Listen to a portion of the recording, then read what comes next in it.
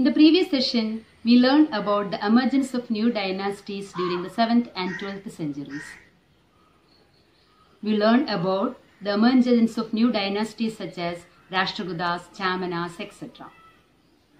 and the administration in the kingdoms.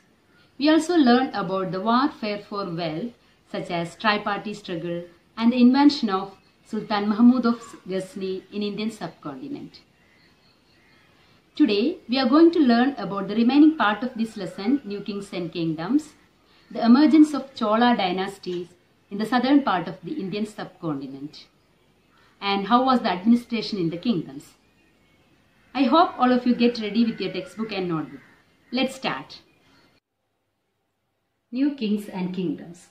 In the last session, we learned the first part of this lesson about the emergence of new dynasties and administration in the kingdoms. Today, we are going to learn about another important dynasty emerged in the southern part of the Indian subcontinent, the Cholas.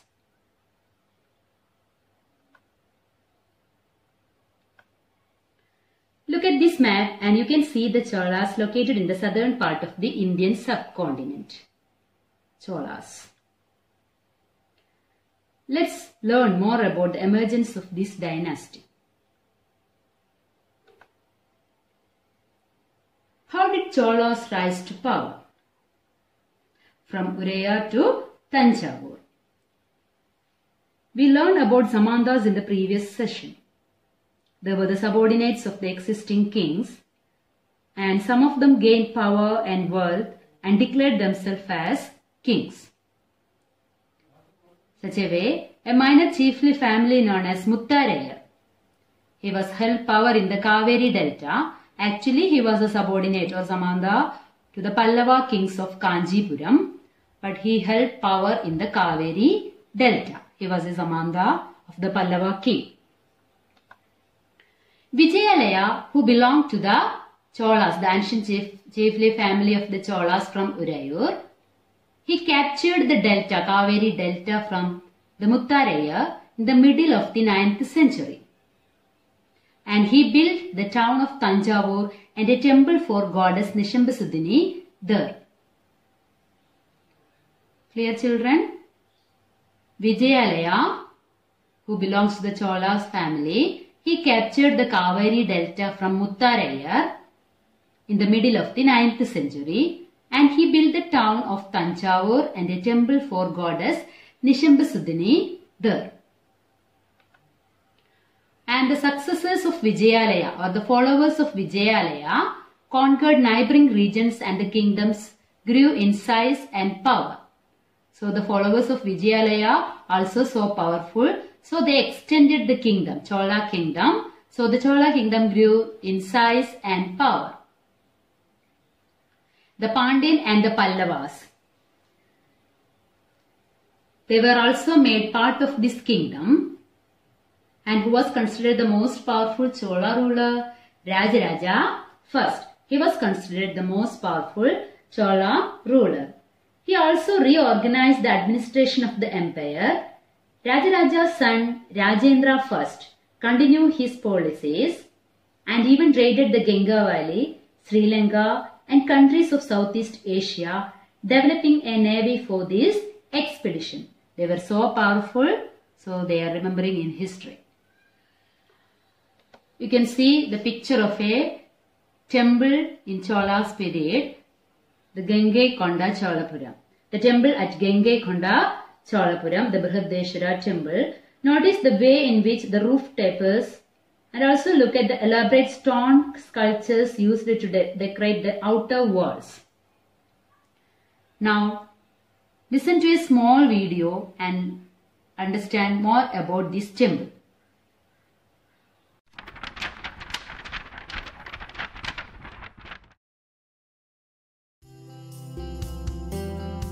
An ancient city that was once a grand capital, Gangaikonda Cholapuram has fought to survive through the centuries. Around 70 kilometers from the ancient Chola capital of Tanjavur is another Chola capital that marked the great victories of King Rajendra in the north. Called Gangaikonda Cholapuram, which literally means the city of the Chola who conquered the Ganga, little remains of it today. Planned as a capital that would be grander than the great Tanjavur, all that remains here now is the marvelous Brihadeshwara Shiva temple. The great Raja Chola's son, Rajendra Chola, was a worthy heir who further expanded the Chola Empire. He conquered and annexed the entire island of Sri Lanka, followed by a victory over the Chera kingdom of Kerala. In 1019 CE, he marched with an army along the eastern coast and after conquering Kalinga, defeated the Palas of Bengal. This is when he is said to have brought the waters of Ganga in gold vessels and poured them into the tanks of the new capital that he set up. Gangaikonda Cholapuram was built to commemorate his victories against the Palas of Bengal and show how a Chola king had brought the Ganges south. However, unlike Tanjavur, the grandeur of Gangaikonda Cholapuram did not survive for long. The city was destroyed by the Pandyas in the early 13th century to avenge the earlier Chola invasions. Go there and you will be amazed at how absolutely nothing of the great capital of Gangaikonda Cholapuram survives today. Shockingly, for years, the locals have been digging out bricks from the remains and selling them by the cartload. The magnificent Brihadeshwara temple is the only monument that survives. Built by Rajendra Chola to rival his father's great temple in Tanjavur, you can find one of the largest shivlings in India here. Sadly, the temple too did not escape damage, and it was not due to an invading army but instead the greed of local contractors.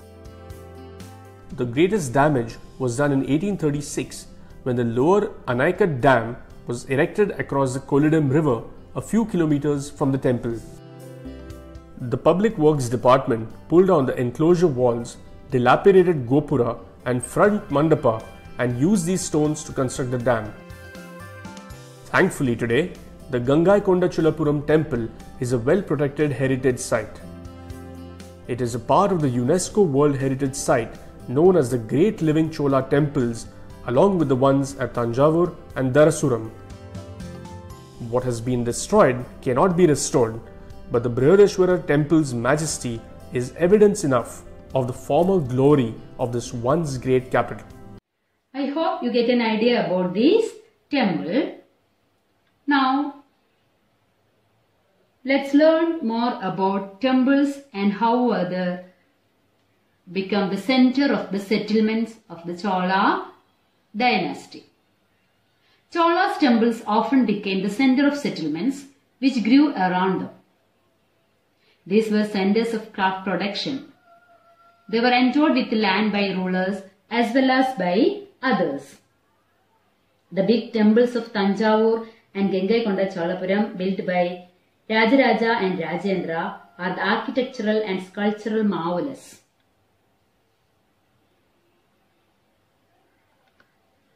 The produce of this land went into the maintaining all the specialists who worked at the temple, such as priests, garland makers, cooks, sweepers, musicians, dancers, etc. In other words, temples were not only the places of worship, they were the hub of economic, social and cultural life as well. Clear? The temples were not only the places of worship, they were the hub of economic, social and cultural life as well. All the activities are centralized with the temple or they are related to temples. Amongst the craft associated with the temples, Chola bronze images are considered amongst the finest in the world. While most images were of deities, sometimes images were made of devotees as well. You can see some of the images, bronze images during the Chola's period. They were considered the finest in the world. Now, next is agriculture and irrigation. They have a well-planned agriculture and irrigation systems during the Chola's period. Let's learn more about this. Agriculture and irrigation. Many of the achievements of the Cholas were made possible through new developments in agriculture. You know that the Chola Empire or Chola dynasty was located near the Kaveri River. The Kaveri River branches off into several small channels before emptying into the Bay of Bengal. These channels overflow frequently, depositing fertile soil on their banks. We learned this, the process of these rivers in the geography lesson. Do you remember? Yes. So before they are emptying to the Bay of Bengal, Kaveri River, they make different channels, and these channels overflow, depositing fertile soil on their banks. Water from the channels also provides the necessary moisture for agriculture, particularly the cultivation of rice. So many of the achievements of the Cholas were made possible through the new developments in agriculture, and their land is suitable for agriculture because of the Kaveri River. Although agriculture had developed earlier in other parts of the Tamil Nadu, it was only from 5th or 6th century that this area was opened up for large-scale cultivation. Forest had to be cleared. What are the important methods they take for agriculture? First they clear the forest. Second, land had to be leveled in other areas. They make the land level for cultivation. And also they made embankments in the delta regions for prevent flooding. Embankments had to be constructed to carry water to the fields. The embankment also used to carry water to the field. In many areas, 2 crops were grown in a year. These were the developments in agriculture in the Tamil region during the Cholas period. Once more I remind you, forest had to be cleared, land had to be leveled, embankments were built. These embankments are also used to carry water to the field. In many areas, 2 crops were grown in a year. In many cases, it was necessary to water crops artificially. So they use variety of methods for irrigation. So let's see what are the important methods they used for irrigation. A variety of methods used for irrigation. In some areas, wells were dug. In other places, huge tanks were constructed to collect rainwater. Once more, what are the important methods they used for irrigation? They use a variety of methods for irrigation. First one, they dug wells, and also they constructed huge tanks to collect rainwater. So they started the rainwater harvesting.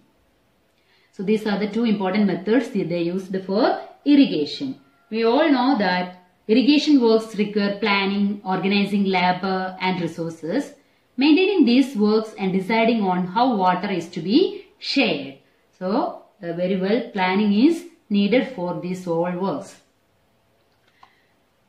So let's listen to a small video and learn or understand more about the agriculture and irrigation during the Chola dynasty. Agriculture and irrigation. A variety of methods were used for irrigation. Ways of irrigation. Wells were dug. Huge tanks were constructed. Irrigation works require planning, organizing labor and resources. How was the administration organized? The village council and the Nadu had several administrative functions, including dispensing justice and collecting taxes. Rich peasants of the Velalla caste exercised considerable control over the affairs of the Nadu under the supervision of the central Chola government.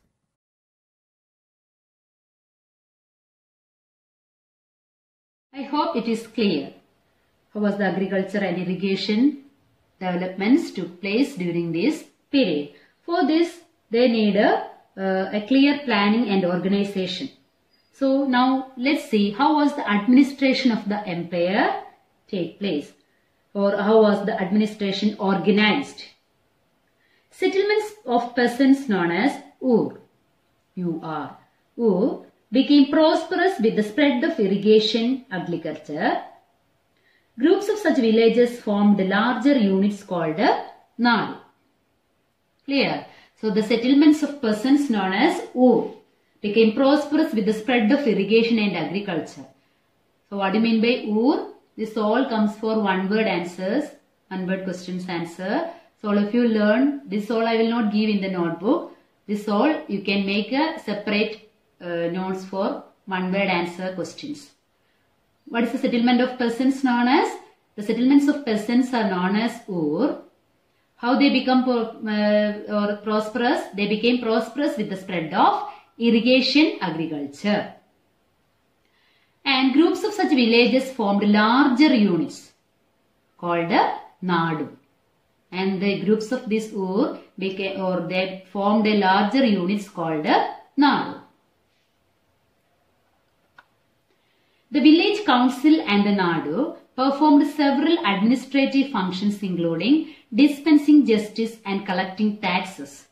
So they are not only look after agriculture and irrigation. This village council and Nadu performed several administrative functions as well, such as dispensing justice and collecting taxes.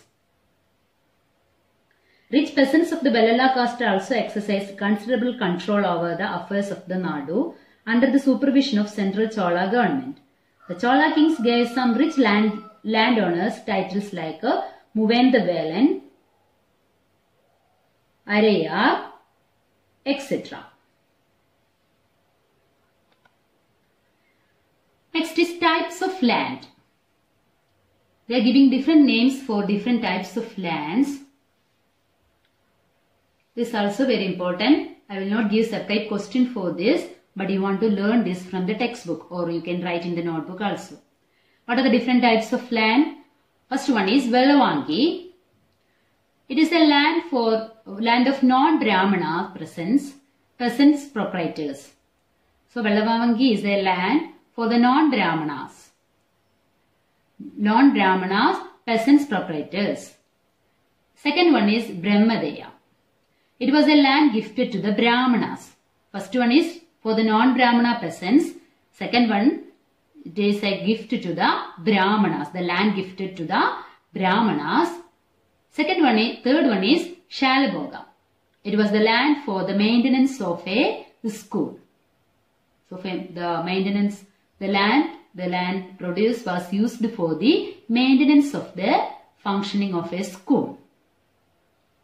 Clear? Velavangi, Brahmadeya and Shalaboga. Velavangi was the land given to the non-Brahmana peasants. Brahmadeya was the land gifted to the Brahmanas. Shalaboga was the land for the maintenance of a school. Two more. Devadana or Tirumatukani. It was the land gifted to the temples. For the activities of the temples, the land revenue was used for the activities of the temples. It was gifted to the temples. Devadana or Tirumatukani. And the last one is Pallichandam. It was a land donated to the Jaina institutions. Clear? Devadana is a land gifted to the temples. It was also known as Tirumatukani. And the last one, Pallichandam, it was a land donated to the Jaina institutions. So this you want to learn from the textbook or you can write it in the notebook. I will not give a separate question for this, but you want to learn this. Each Brahmadeya, you know what is Brahmadeya? Brahmadeya was the land gifted to the Brahmanas and each Brahmadeya was looked after by an assembly or Sabha of prominent Brahmana landholders. So the Sabha is important. Each Brahmadeya was looked after by an assembly or Sabha of prominent Brahmana landholders. These assemblies worked very efficiently. Their decisions were recorded in detail in inscriptions, often on the stone walls of temples.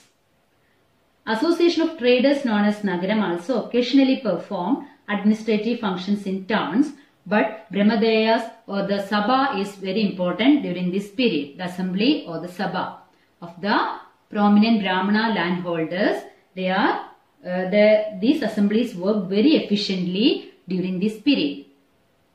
The Sabha had separate committees to look after irrigation works, gardens, temples, etc. Inscriptions from Uttaramerur, Tamil Nadu provides details of the way in which the Sabha was organized. The Sabha had separate committees to look after irrigation works, gardens, temples, etc. How they are electing their members. Name of those eligible to be members of these committees were written on small ticket of palm leaf. These tickets were put into an earthenware pot from which a young boy was asked to take out the tickets by one for each committee. Okay, like taking a lot. We are doing now. So that way they are selecting the members of the Sabha.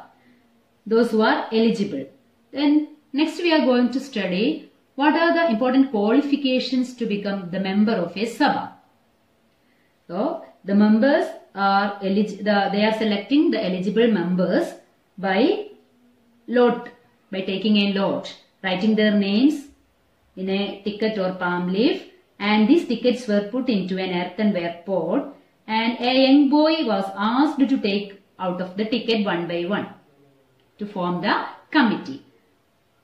Then how was these eligible members are selected? What are the qualifications to become the members of this Sabha? Let's see. Who could be a member of a Sabha? All those who wish to become members of the Sabha should be owners of land from which land revenue is collected. They must be landowners. So all those who wish to become the members of Sabha should be the owners of land.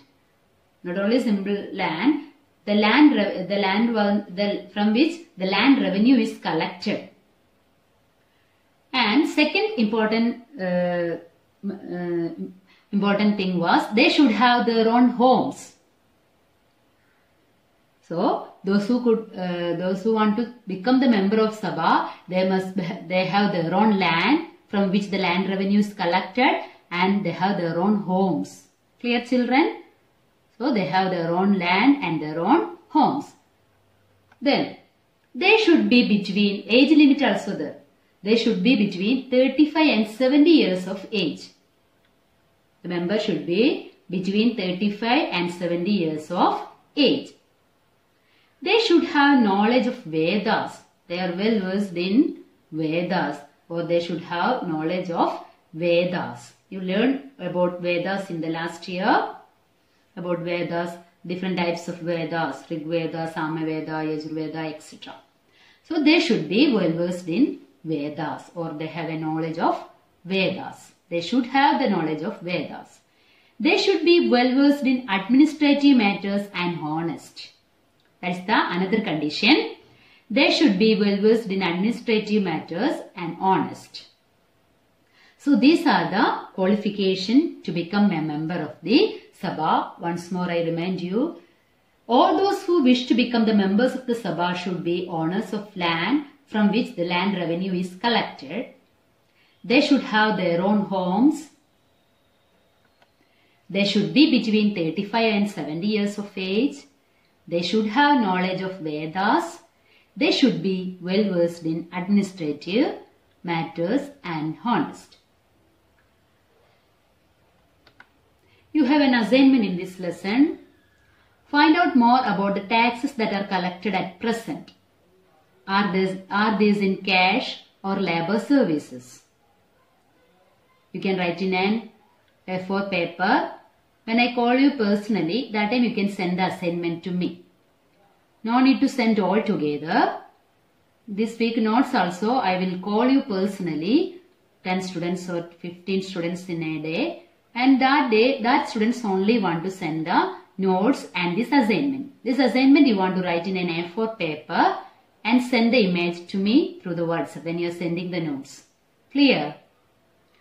Now, as we completed the lesson, now let's recall what we learned today about the Chola administration or the Chola dynasty by listening to a small video. Chola's Empire. Now let us have a brief look on the Cholas Empire.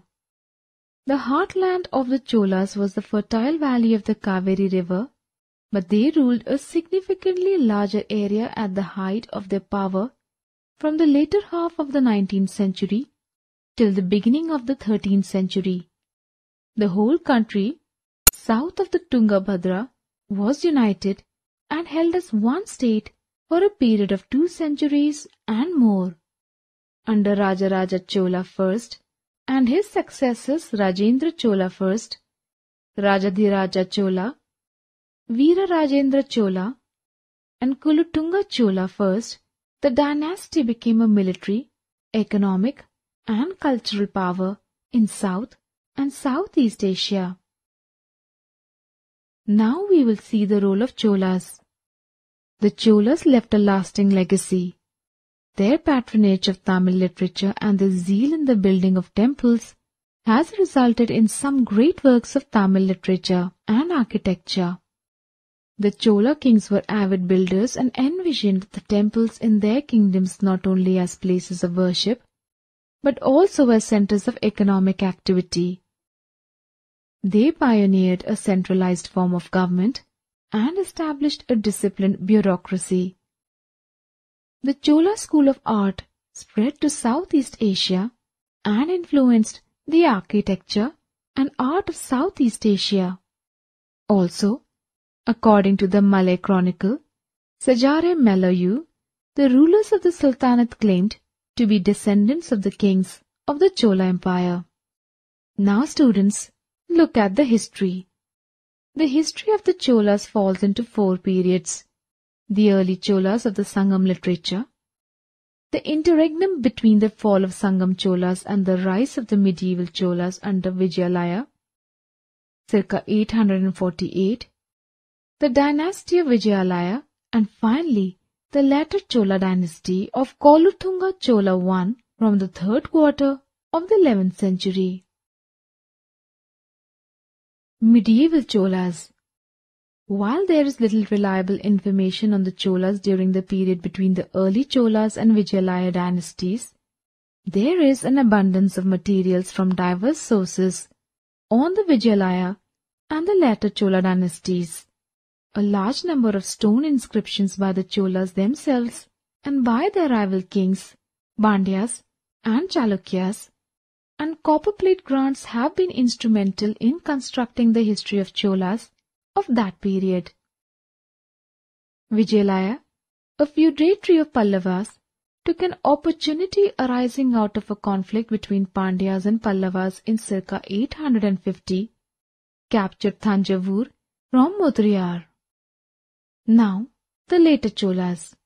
The later Chola dynasty saw capable rulers in Kuluthunga Chola I, his son Vikrama Chola, other successors like Rajaraja Chola II, Rajadhiraja Chola II, and the great Kuluthunga Chola III, who conquered Kalinga, Elam, and Kataha. However, the rule of the later Cholas between 1218, starting with Rajaraja Chola II, to the last emperor Rajendra Chola III, was not strong as those of the emperors between 850 to 1215.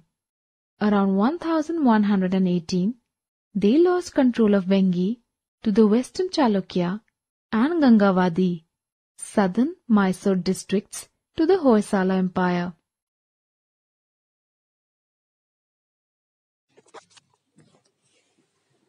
Children, now we come to the end of this lesson. I hope all of you get a clear picture of the emergence of new dynasties such as Rashtrakutas, Chamanas, and Cholas. And also we learn about the administration of these kingdoms. Now, all of you take your notebook and write it down. First question. What were the activities associated with the Chola temples?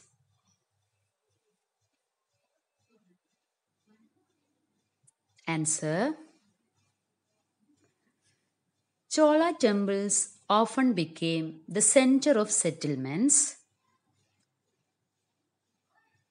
which grew around them.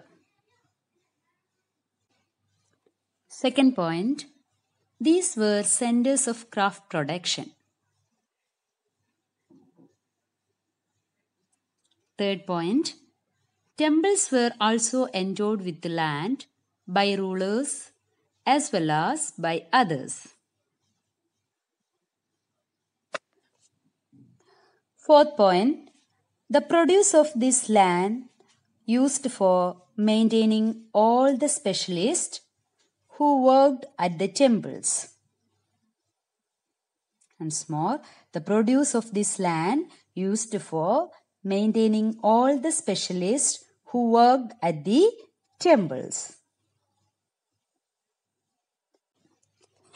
Fifth point, temples were not only places of worship, they were the hub of economic, social and cultural life as well. Temples were not only places of worship, they were the hub of economic, social and cultural life as well. Second question, what kind of irrigation works were developed in the Tamil region? Answer. First point, a variety of methods were used for irrigation. Second point, in some areas, wells were dug. Full stop. Third point, in other places, huge tanks were constructed to collect rainwater. In other places, huge tanks were constructed to collect rainwater. Third question, what were the qualifications necessary to become a member of a Sabha in the Chola Empire? Answer. First point, all those who wish to become members of the Sabha should be owners of land from which land revenue is collected. Second point, they should have their own homes. They should have their own homes. Full stop. Third point, they should be between 35 and 70 years of age. Fourth point, they should have knowledge of the Vedas. Fifth point, they should be well versed in administrative matters and honest. They should be well versed in administrative matters and honest. With this, we completed the question answer in this chapter. There is one more question, types of land, that I already mentioned you. That also you want to write it in the notebook. That is in page number 26. So second lesson, page number 26, types of land.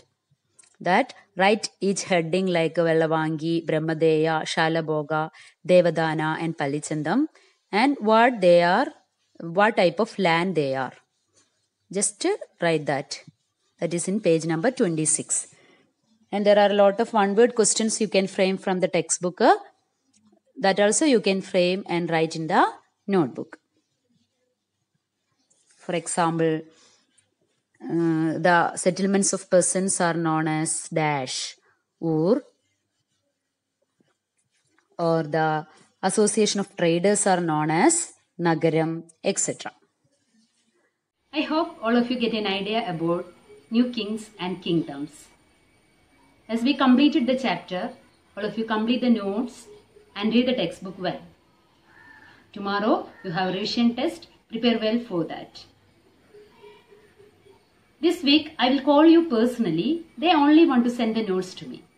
While sending the notes, you also send the assignment. Okay, thank you children.